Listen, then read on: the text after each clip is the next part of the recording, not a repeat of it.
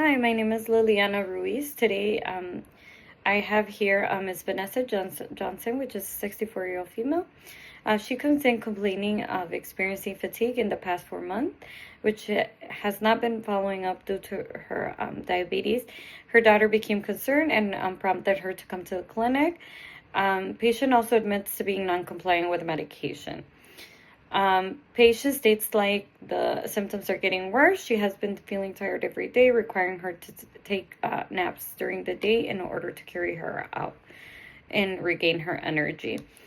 Patient's current medication regimen, which she has not been compliant with, is atenolol 25 milligrams PO daily, hydrochlorothiazide 25 milligrams PO daily, metformin 1000 milligrams BID, aspirin 81 milligrams daily, and glyburide 20 milligrams BID. Patient has no known allergies, has medical history of hypertension and diabetes, no past surgeries or hospitalizations, family history. His mother has type 2 diabetes, and father died of a stroke, of a heart attack, and so did the sister.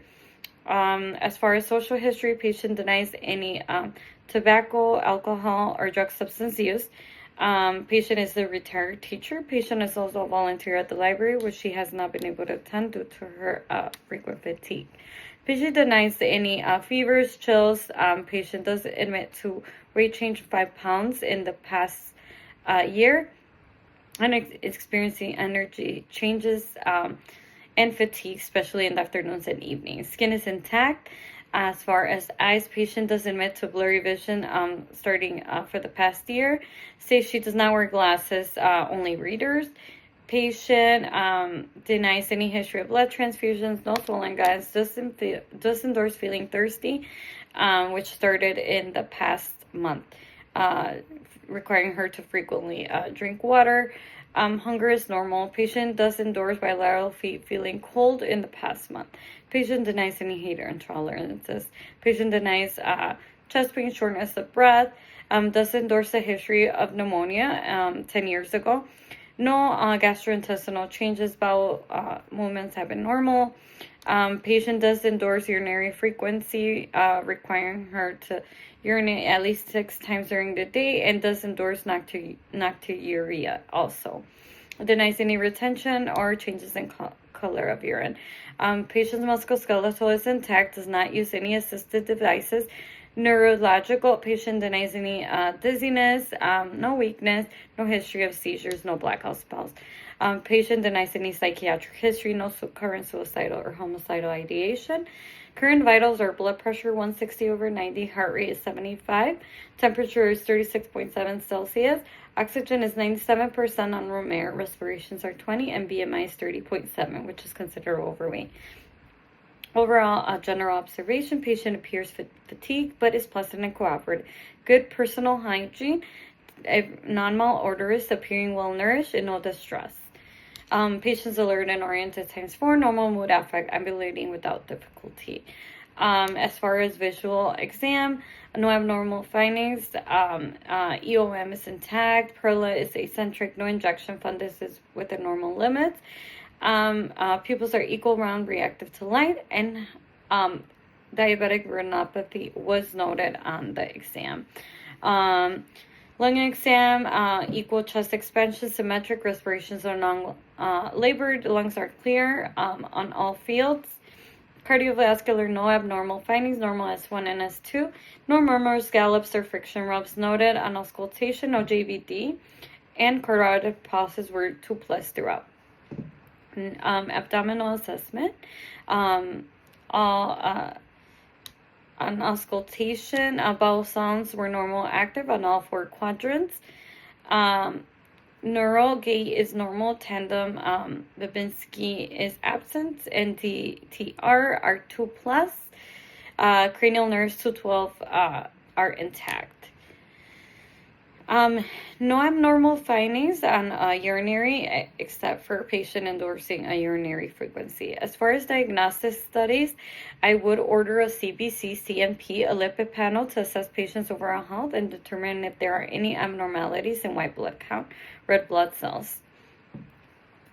My differential diagnosis would be uncontrolled type 2 diabetes, hypertension, and diabetic neuropathy. And my final diagnosis would be uncontrolled type 2 diabetes and hypertension.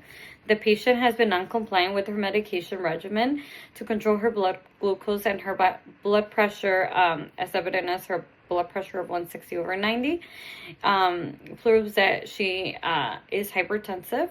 Her hemoglobin A1C level was also 8.5, which also seems to be displaying signs of diabetic neuropathy by expressing coolness on bilateral lower extremities. Uncontrolled blood sugar can result in damage to nerves, causing poor circulation, resulting in cool temperature in patients, as patient stated. My plan of care would be I would first initiate my treatment plan by educating the patient on the importance of medication compliance.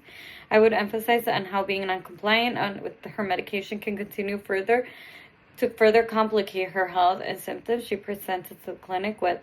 Next, I would encourage the patient to have a healthy diet and encourage exercise, even if it's just walking for a few minutes daily, as this can improve her circulation and maintain her health as far as her diabetes and hypertension.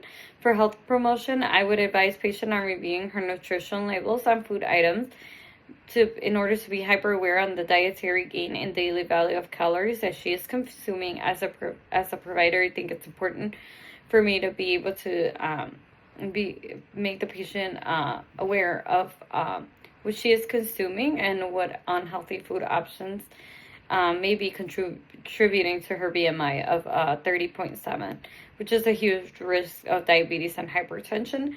I would also encourage a food diary for the patient and for them to bring it in the next visit in order for us to go and review and determine if she is consuming the best options. I would also schedule a follow-up visit in 3 months in order for us to check her hemoglobin A1C level again to see if she has improved and not to be able to adjust medications. Next, I would prescribe the patient insulin as her hemoglobin A1C is on a high range. I would prescribe Tradjenta 5 milligrams PO for the patient, as it is a medication in order to be taken once daily and will be easier for the patient to be compliant with the treatment.